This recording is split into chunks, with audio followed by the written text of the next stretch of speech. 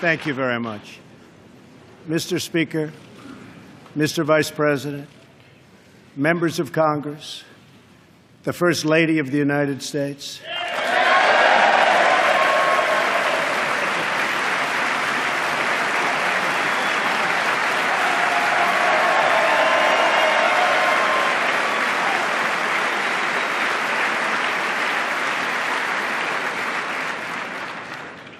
and citizens of America. Tonight, as we mark the conclusion of our celebration of Black History Month, we are reminded of our nation's path toward civil rights and the work that still remains to be done. Recent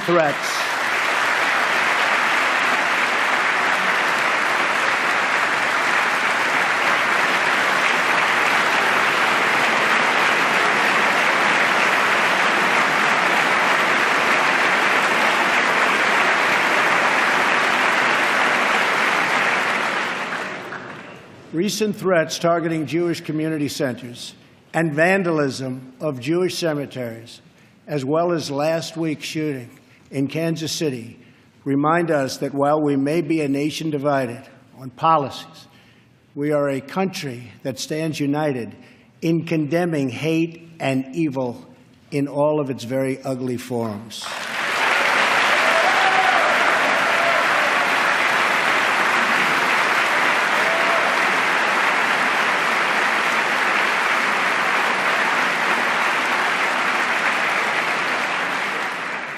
Each American generation passes the torch of truth, liberty, and justice in an unbroken chain all the way down to the present.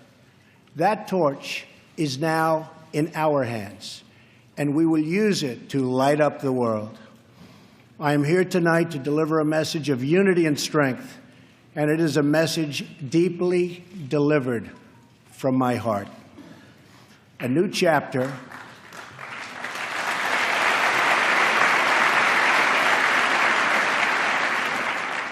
of American greatness is now beginning.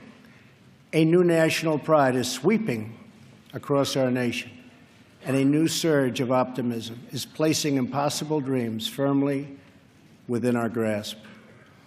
What we are witnessing today is the renewal of the American spirit. Our allies will find that America is once again ready to lead.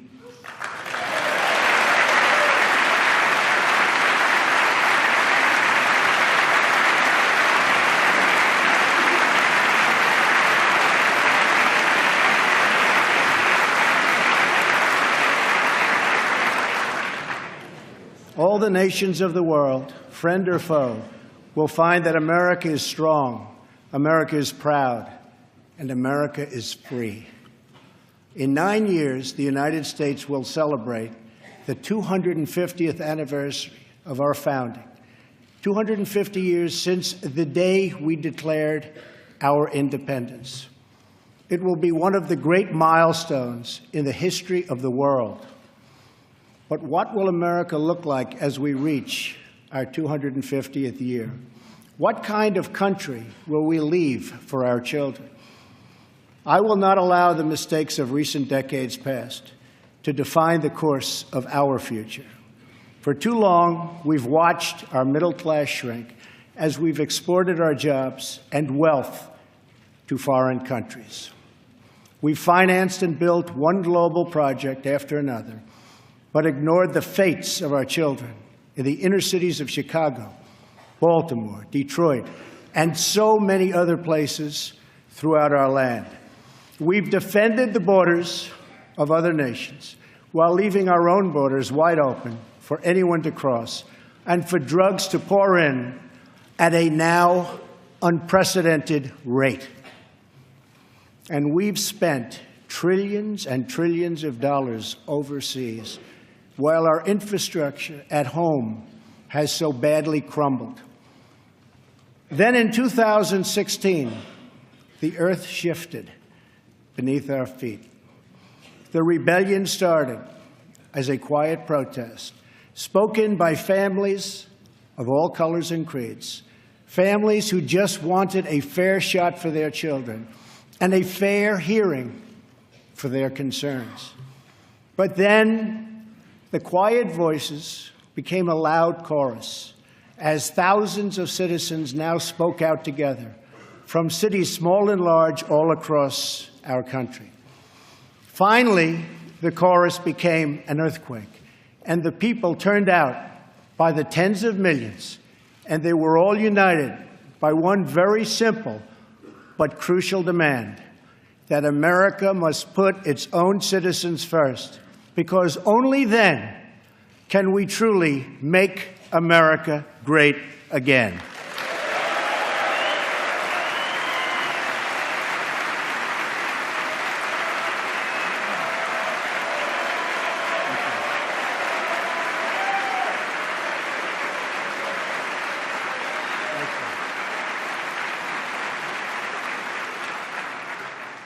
Dying industries will come roaring back to life.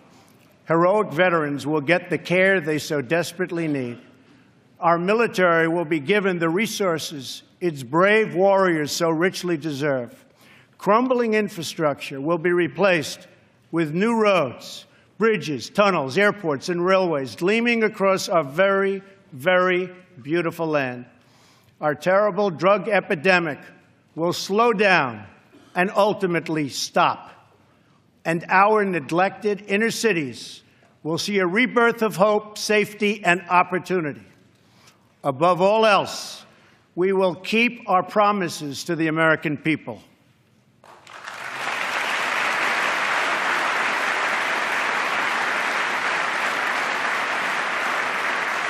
Thank you. It's been a little over a month since my inauguration, and I want to take this moment to update the nation on the progress I've made in keeping those promises. Since my election, Ford, Fiat Chrysler, General Motors, Sprint, SoftBank, Lockheed, Intel, Walmart, and many others have announced that they will invest billions and billions of dollars in the United States and will create tens of thousands of new American jobs.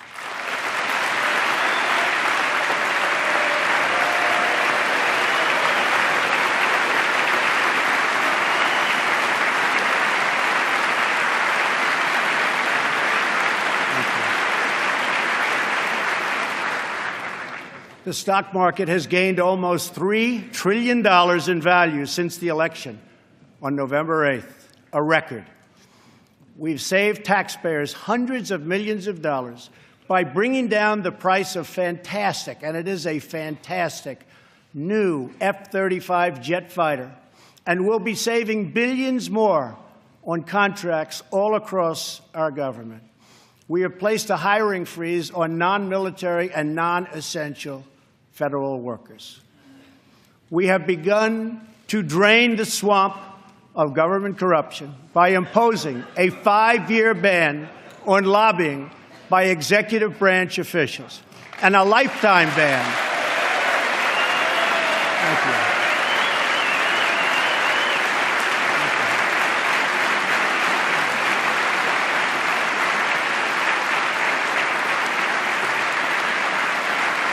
Thank you. And a lifetime ban on becoming lobbyists for a foreign government. We have undertaken a historic effort to massively reduce job-crushing regulations, creating a deregulation task force inside of every government agency.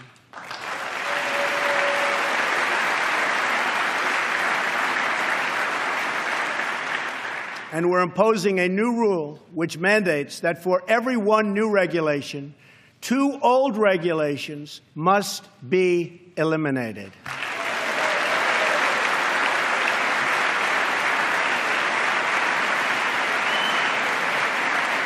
We're going to stop the regulations that threaten the future and livelihood of our great coal miners.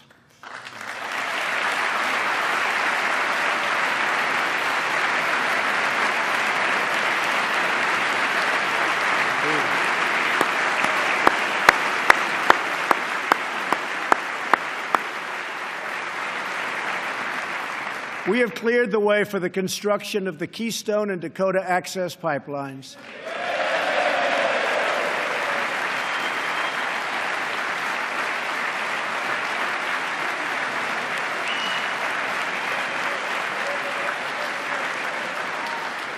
Thereby creating tens of thousands of jobs.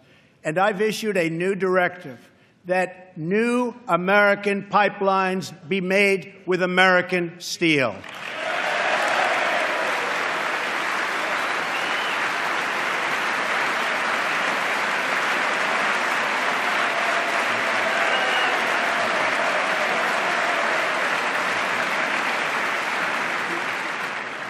We have withdrawn the United States from the job-killing Trans-Pacific Partnership.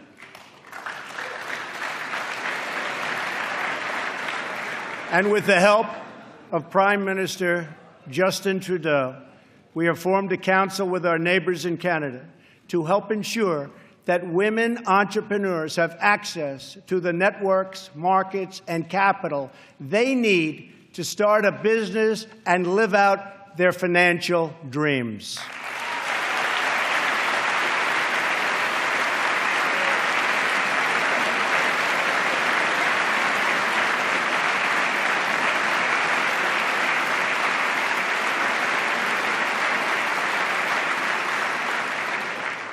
To protect our citizens, I have directed the Department of Justice to form a task force on reducing violent crime.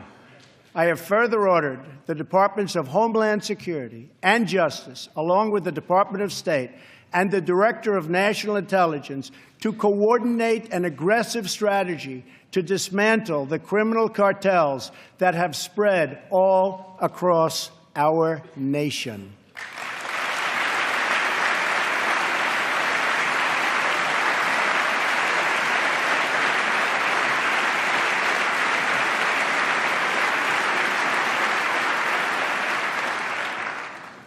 We will stop the drugs from pouring into our country and poisoning our youth, and we will expand treatment for those who have become so badly addicted.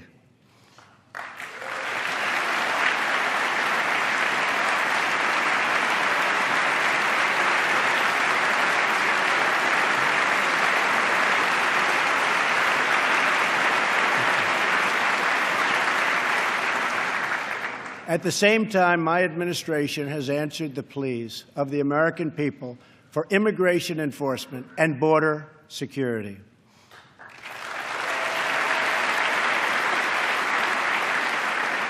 By finally enforcing our immigration laws, we will raise wages, help the unemployed, save billions and billions of dollars, and make our communities safer for everyone.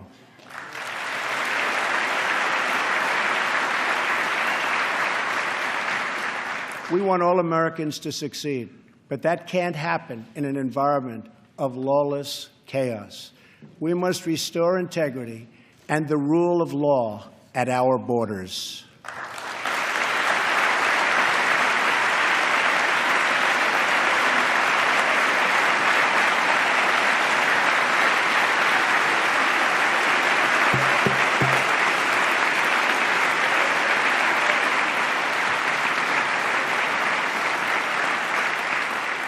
For that reason, we will soon begin the construction of a great, great wall along our southern border.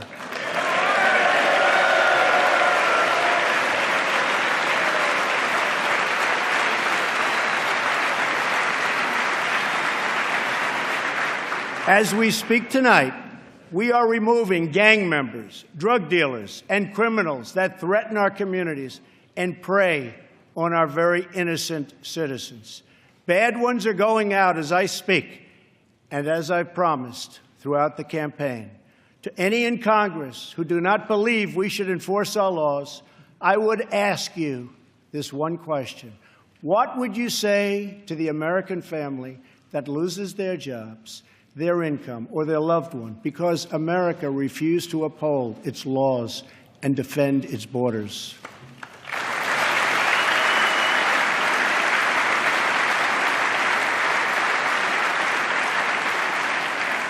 Our obligation is to serve, protect and defend the citizens of the United States. We are also taking strong measures to protect our nation from radical Islamic terrorism.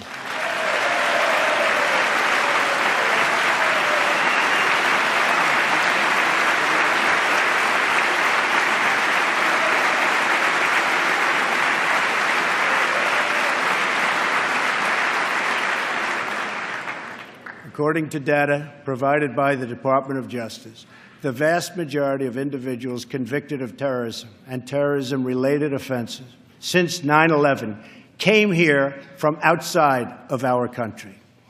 We have seen the attacks at home, from Boston to San Bernardino to the Pentagon, and yes, even the World Trade Center.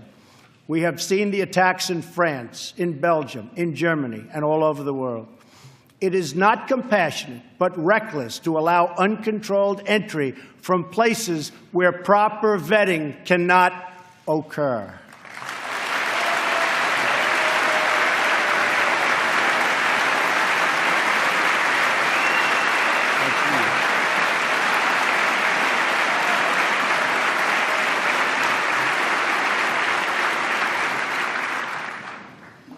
Those given the high honor of admission to the United States should support this country and love its people and its values. We cannot allow a beachhead of terrorism to form inside America. We cannot allow our nation to become a sanctuary for extremists.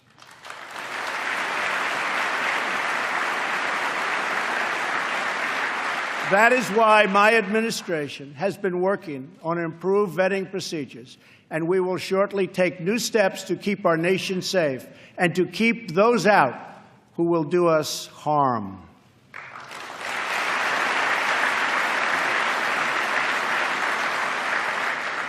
As promised, I directed the Department of Defense to develop a plan to demolish and destroy ISIS, a network of lawless savages that have slaughtered Muslims and Christians and men and women and children of all faiths and all beliefs. We will work with our allies, including our friends and allies in the Muslim world, to extinguish this vile enemy from our planet.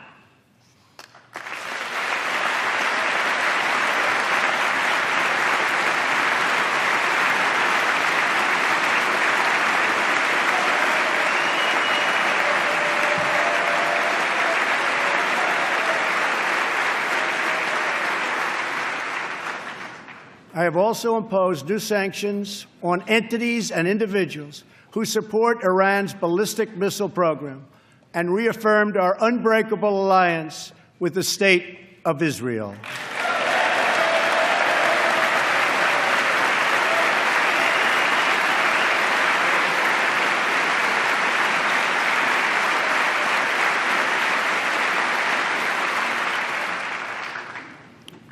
Finally, I have kept my promise to appoint a justice to the United States Supreme Court from my list of 20 judges who will defend our Constitution.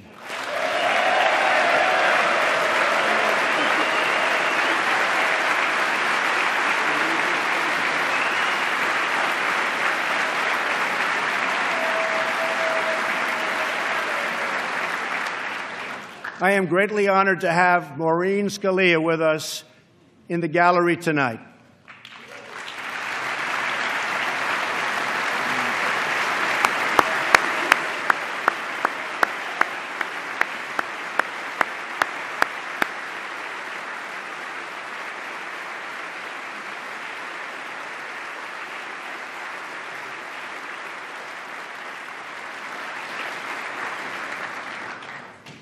Thank you, Maureen. Her late great husband, Antonin Scalia, will forever be a symbol of American justice. To fill his seat, we have chosen Judge Neil Gorsuch, a man of incredible skill and deep devotion to the law. He was confirmed unanimously by the Court of Appeals, and I am asking the Senate to swiftly approve his nomination.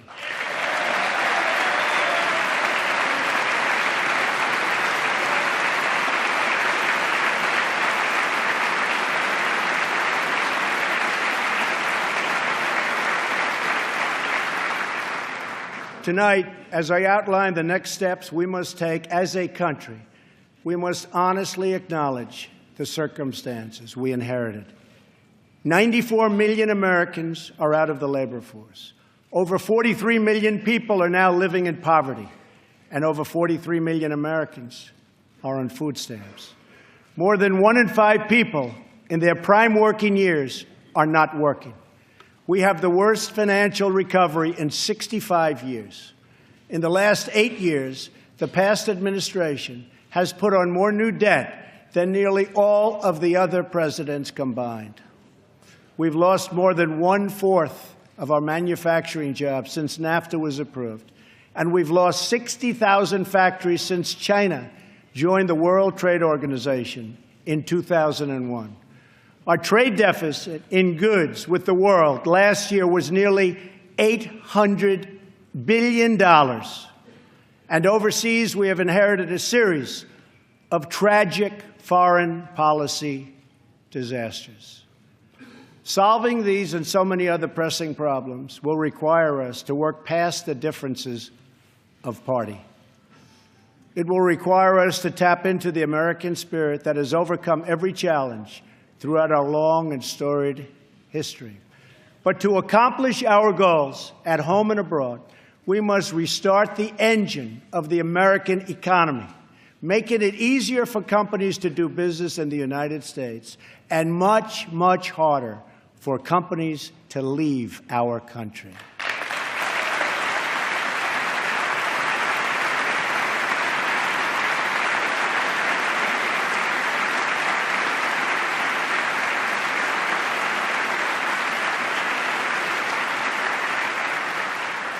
Right now, American companies are taxed at one of the highest rates anywhere in the world.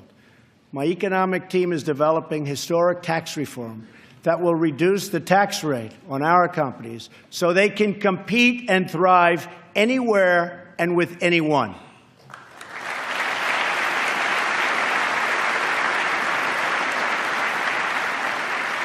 It will be a big, big cut. At the same time, we will provide massive tax relief for the middle class. We must create a level playing field for American companies, and our workers have to do it.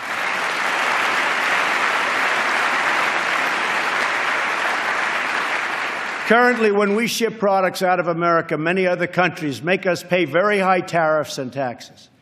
But when foreign companies ship their products into America, we charge them nothing or almost nothing. I just met with officials and workers from a great American company, Harley-Davidson. In fact, they proudly displayed 5 of their magnificent motorcycles made in the USA on the front lawn of the White House.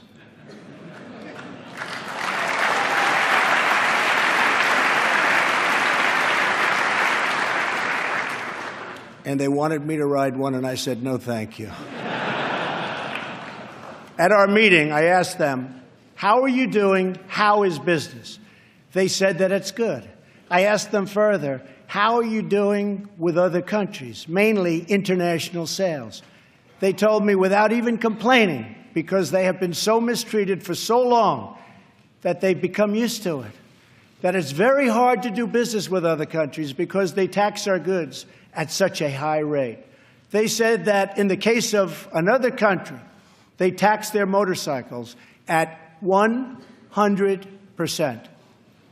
They weren't even asking for a change, but I am.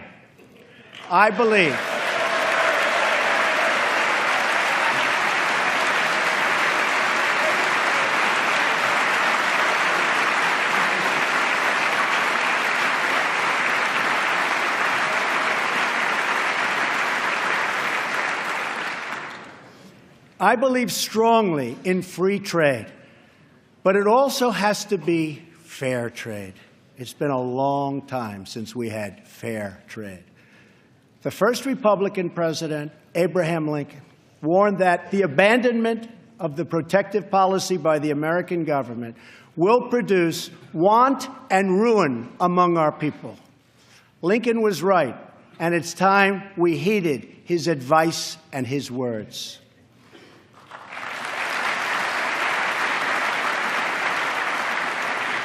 I am not going to let America and its great companies and workers be taken advantage of us any longer. They have taken advantage of our country. No longer.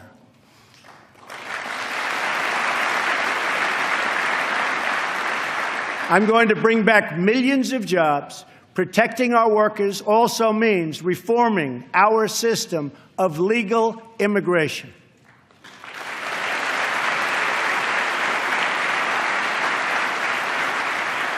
The current outdated system depresses wages for our poorest workers and puts great pressure on taxpayers. Nations around the world, like Canada, Australia, and many others, have a merit-based immigration system.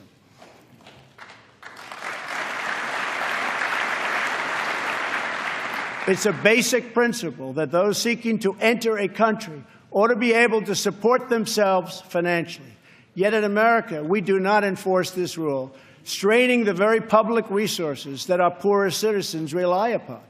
According to the National Academy of Sciences, our current immigration system costs American taxpayers many billions of dollars a year. Switching away from this current system of lower-skilled immigration and instead adopting a merit-based system, we will have so many more benefits. It will save countless dollars, raise workers' wages, and help struggling families, including immigrant families, enter the middle class. And they will do it quickly, and they will be very, very happy indeed.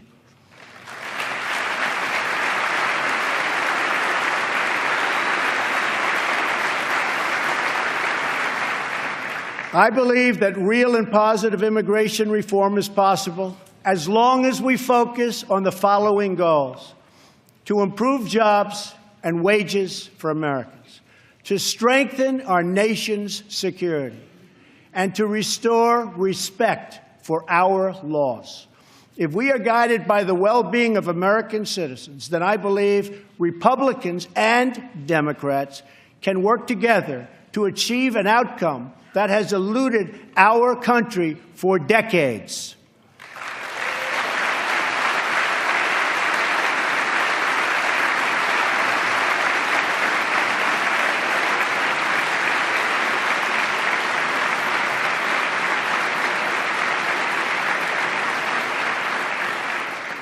Another Republican president, Dwight D. Eisenhower, initiated the last truly great national infrastructure program, the building of the interstate highway system. The time has come for a new program of national rebuilding.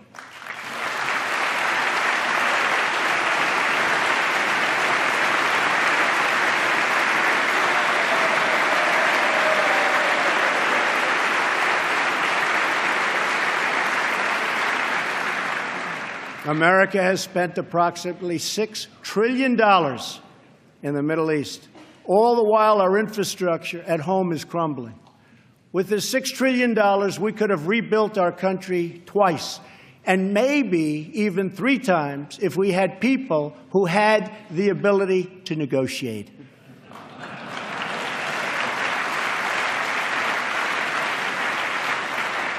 To launch our national rebuilding, I will be asking Congress to approve legislation that produces a $1 trillion investment in infrastructure of the United States, financed through both public and private capital, creating millions of new jobs.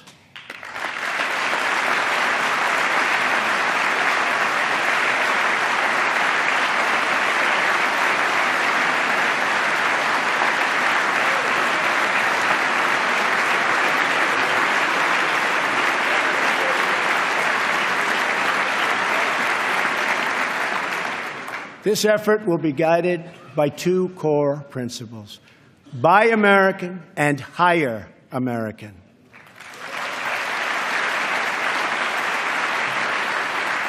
Tonight, I am also calling on this Congress to repeal and replace Obamacare.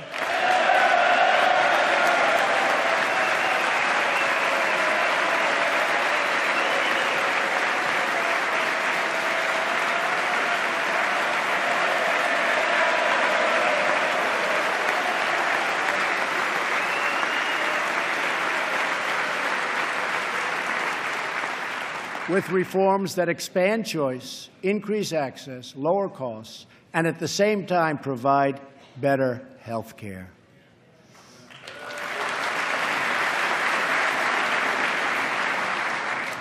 Mandating every American to buy government-approved health insurance was never the right solution for our country.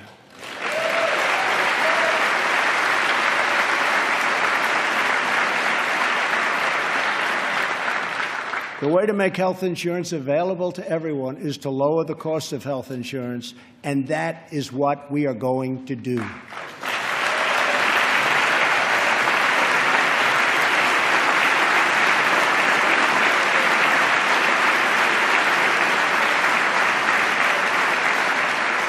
Obamacare premiums nationwide have increased by double and triple digits. As an example, Arizona went up 116% last year alone. Governor Matt Bevin of Kentucky just said Obamacare is failing in his state, the state of Kentucky, and it's unsustainable and collapsing. 1/3 of the counties have only one insurer, and they're losing them fast. They are losing them so fast. They're leaving. And many Americans have no choice at all. There's no choice left. Remember, when you were told that you could keep your doctor and keep your plan, we now know that all of those promises have been totally broken. Obamacare is collapsing, and we must act decisively to protect all Americans.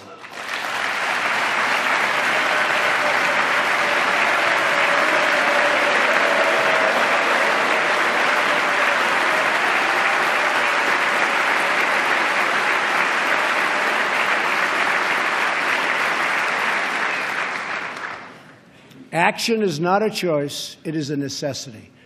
So I am calling on all Democrats and Republicans in Congress to work with us to save Americans from this imploding Obamacare disaster.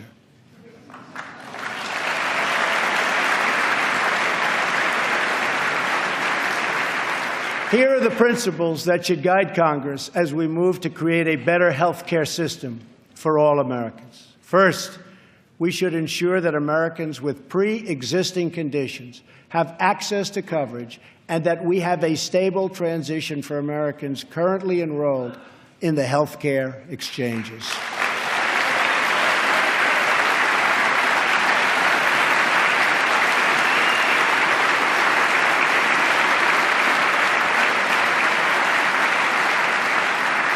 Secondly, we should help Americans purchase their own coverage through the use of tax credits and expanded health savings accounts.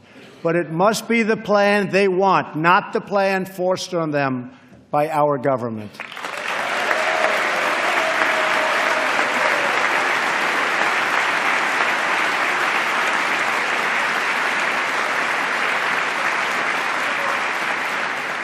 Thirdly, we should give our state governors the resources and flexibility they need with Medicaid to make sure no one is left out.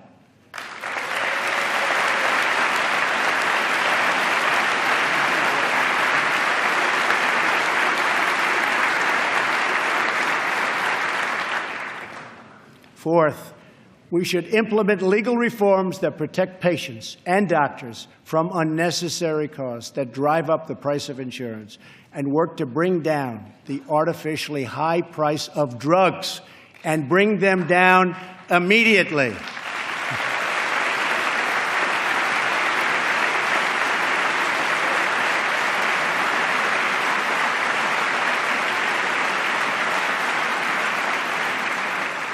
And finally, the time has come to give Americans the freedom to purchase health insurance across state lines.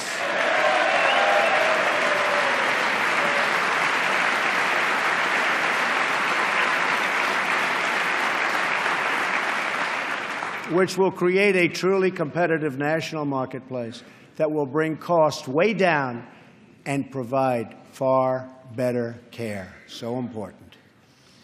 Everything that is broken in our country can be fixed. Every problem can be solved. And every hurting family can find healing and hope. Our citizens deserve this, and so much more. So why not join forces and finally get the job done and get it done right?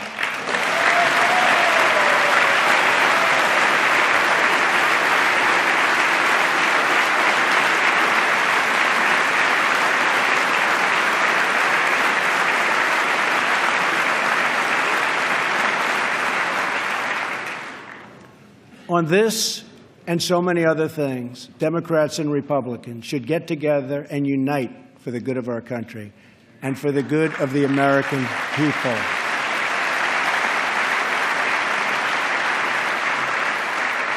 My administration wants to work with members of both parties to make child care accessible and affordable, to help ensure new parents that they have paid family leave,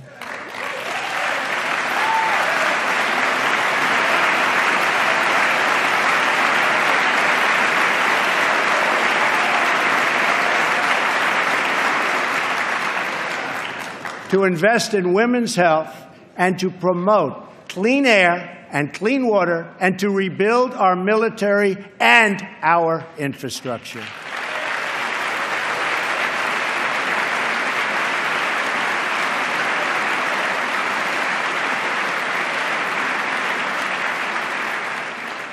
True love for our people requires us to find common ground, to advance the common good, and to cooperate on behalf of every American child who deserves a much brighter future.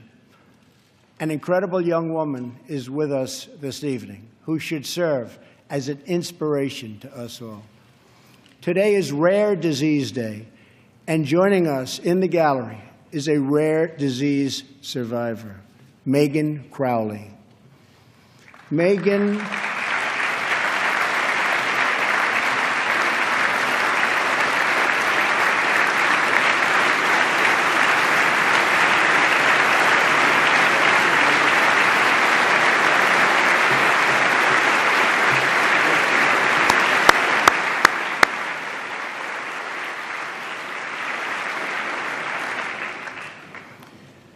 Megan was diagnosed with Pompe disease, a rare and serious illness, when she was 15 months old. She was not expected to live past 5. On receiving this news, Megan's dad, John, fought with everything he had to save the life of his precious child. He founded a company to look for a cure and helped develop the drug that saved Megan's life. Today, she is 20 years old and a sophomore at Notre Dame.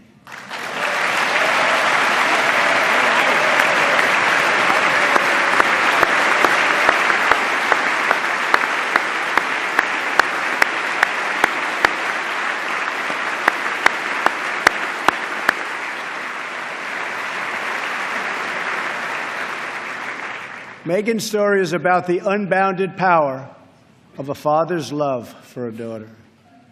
But our slow and burdensome approval process at the Food and Drug Administration keeps too many advances, like the one that saved Megan's life, from reaching those in need. If we slash the restraints, not just at the FDA, but across our government, then we will be blessed with far more miracles just like Megan.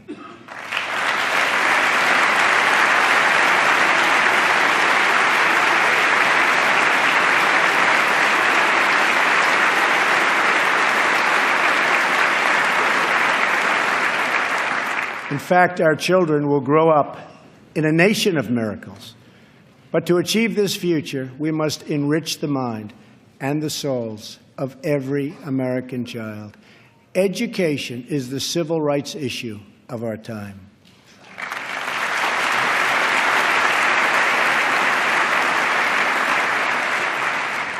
I am calling upon members of both parties to pass an education bill that funds school choice for disadvantaged youth, including millions of African American and Latino children.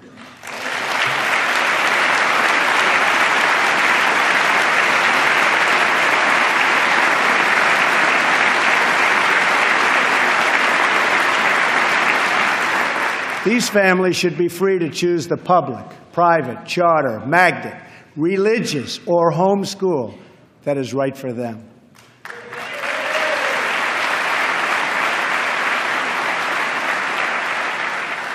Joining us tonight in the gallery is a remarkable woman, Denisha Merriweather. As a young girl, Denisha struggled in school and failed third grade twice.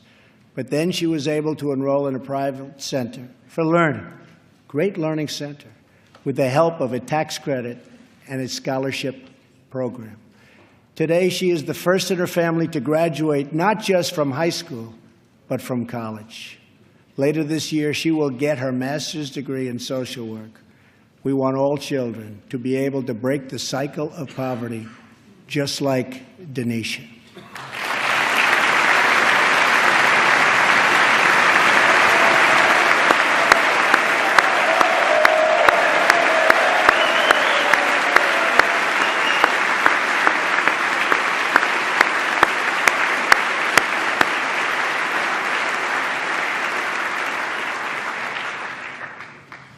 But to break the cycle of poverty, we must also break the cycle of violence. The murder rate in 2015 experienced its largest single-year increase in nearly half a century. In Chicago, more than 4,000 people were shot last year alone, and the murder rate so far this year has been even higher. This is not acceptable in our society.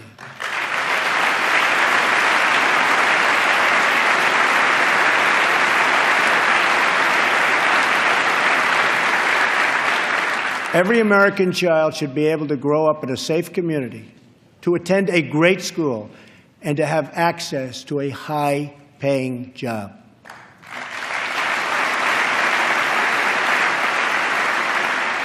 But to create this future, we must work with, not against, the men and women of law enforcement.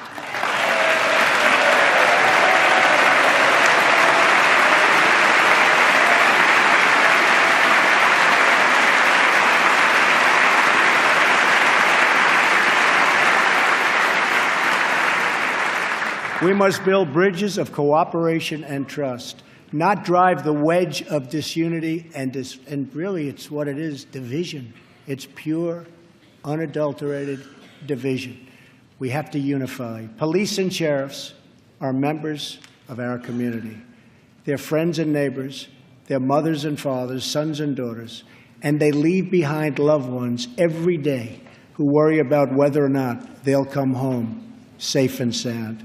We must support the incredible men and women of law enforcement.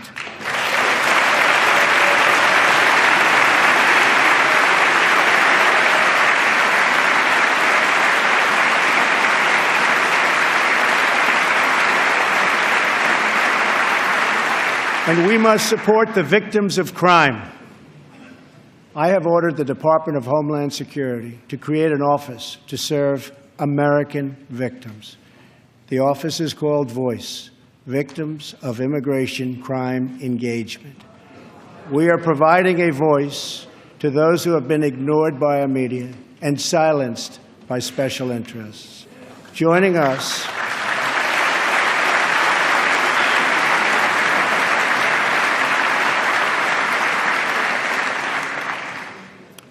in the audience tonight are four very brave Americans whose government failed them.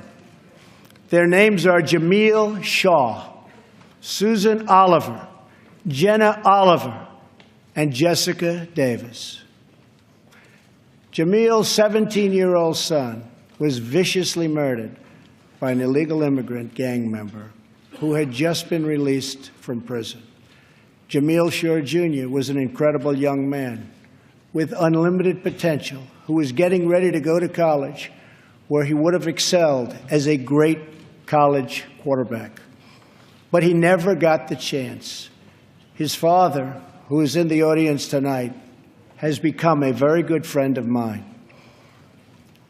Jamil, thank you. Thank you.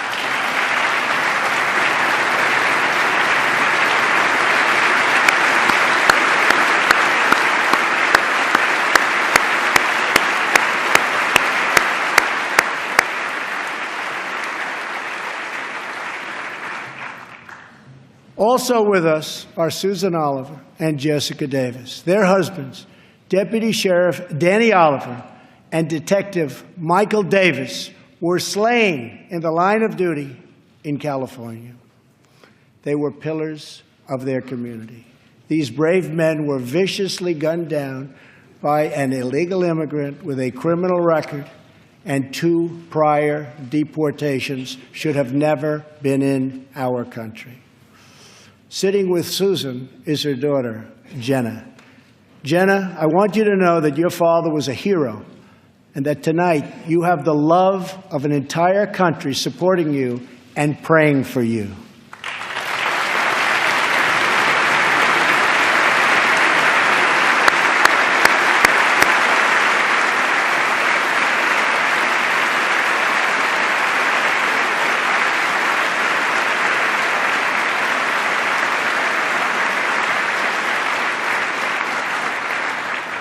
To Jamil, Jenna, Susan, and Jessica, I want you to know that we will never stop fighting for justice.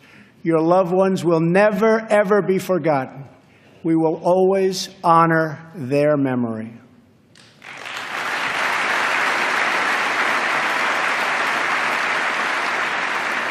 Finally, to keep America safe, we must provide the men and women of the United States military with the tools they need to prevent war. If they must, they have to fight, and they only have to win.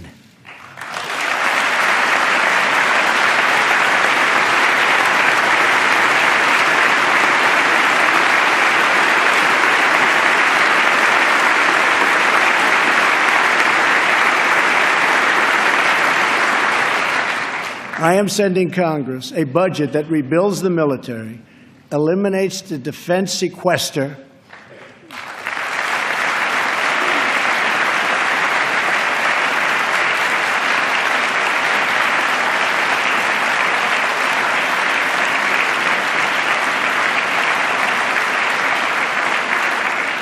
and calls for one of the largest increases in national defense spending in American history.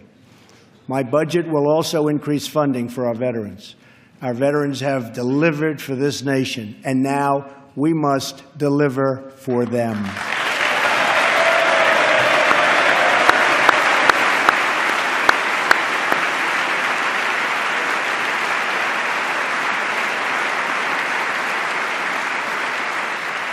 The challenges we face as a nation are great, but our people are even greater, and none are greater or braver than those who fight for America in uniform.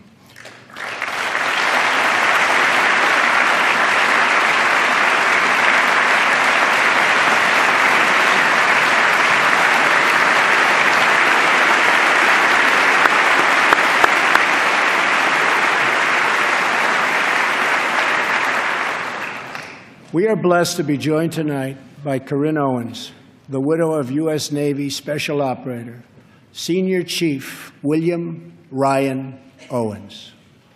Ryan died as he lived, a warrior and a hero, battling against terrorism and securing our nation.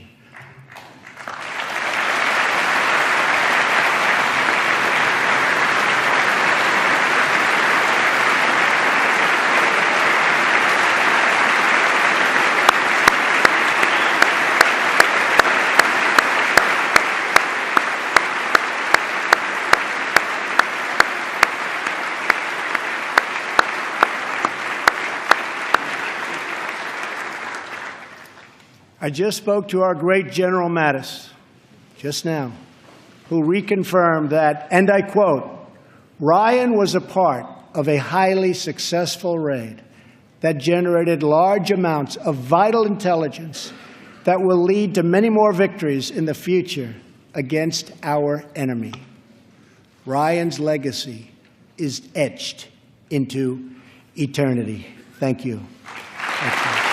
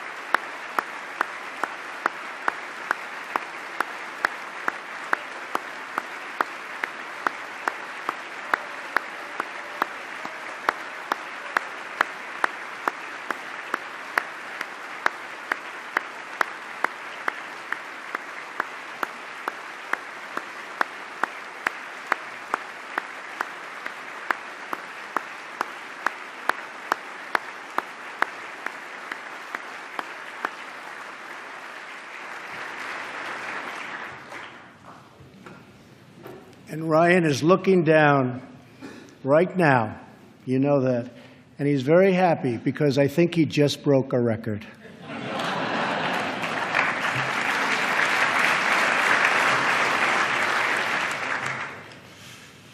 For as the Bible teaches us, there is no greater act of love than to lay down one's life for one's friends.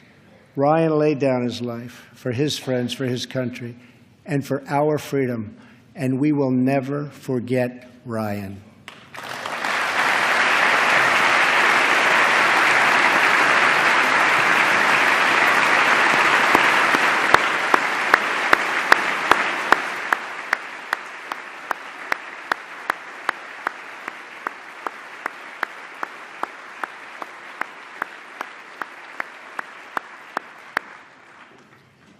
To those allies who wonder what kind of a friend America will be, look no further than the heroes who wear our uniform. Our foreign policy calls for a direct, robust, and meaningful engagement with the world. It is American leadership based on vital security interests that we share with our allies all across the globe. We strongly support NATO, an alliance forged through the bonds of 2 world wars that dethroned fascism and the Cold War and defeated communism.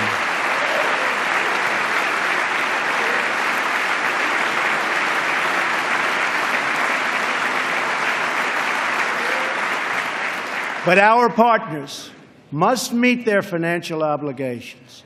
And now, based on our very strong and frank discussions, they are beginning to do just that. In fact, I can tell you the money is pouring in.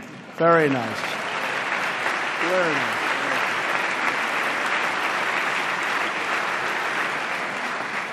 We expect our partners, whether in NATO, the Middle East, or in the Pacific, to take a direct and meaningful role in both strategic and military operations and pay their fair share of the cost, have to do that. We will respect historic institutions, but we will respect the foreign rights of all nations, and they have to respect our rights as a nation also.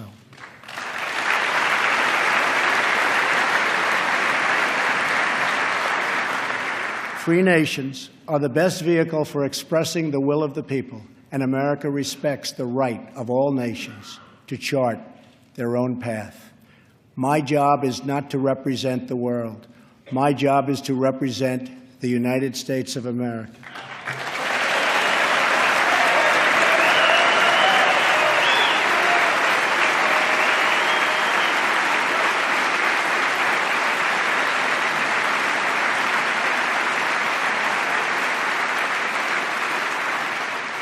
But we know that America is better off when there is less conflict, not more. We must learn from the mistakes of the past. We have seen the war and the destruction that have ravaged and raged throughout the world, all across the world. The only long-term solution for these humanitarian disasters, in many cases, is to create the conditions where displaced persons can safely return home and begin the long, long process of rebuilding.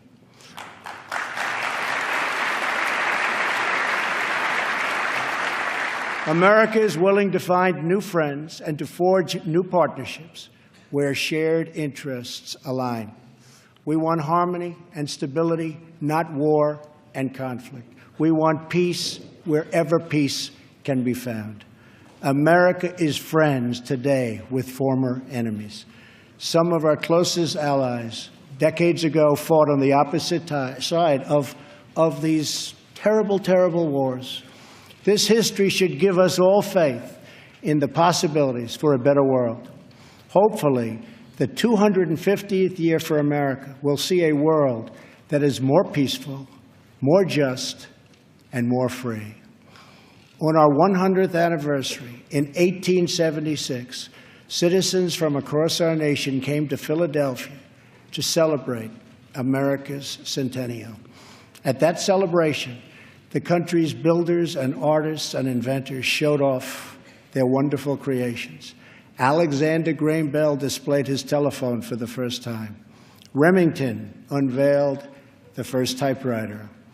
An early attempt was made at electric light. Thomas Edison showed an automatic telegraph and an electric pen. Imagine the wonders our country could know in America's 250th year.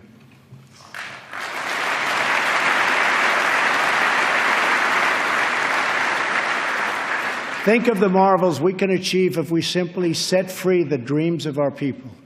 Cures to the illnesses that have always plagued us are not too much to hope. American footprints on distant worlds are not too big a dream. Millions lifted from welfare to work is not too much to expect. And streets where mothers are safe from fear, schools where children learn in peace, and jobs where Americans prosper and grow are not too much to ask.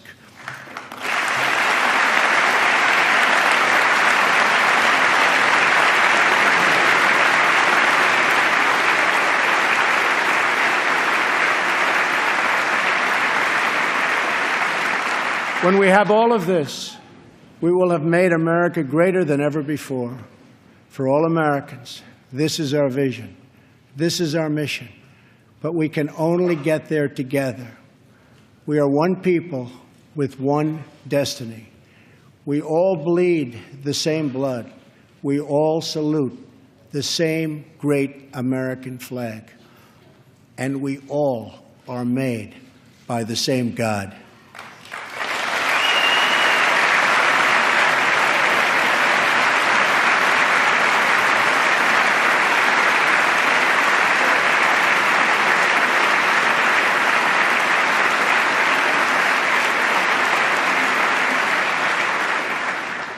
When we fulfill this vision, when we celebrate our 250 years of glorious freedom, we will look back on tonight as when this new chapter of American greatness began. The time for small thinking is over. The time for trivial fights is behind us. We just need the courage to share the dreams that fill our hearts, the bravery to express the hopes that stir our souls, and the confidence to turn those hopes and those dreams into action. From now on, America will be empowered by our aspirations, not burdened by our fears, inspired by the future, not bound by failures of the past, and guided by a vision, not blinded by our doubts. I am asking all citizens to embrace this renewal of the American spirit. I am asking all members of Congress to join me in dreaming big and bold and daring things for our country. I am asking everyone watching tonight to seize this moment, believe in yourselves, believe in your future, and believe once more in America. Thank you, God bless you, and God bless the United States.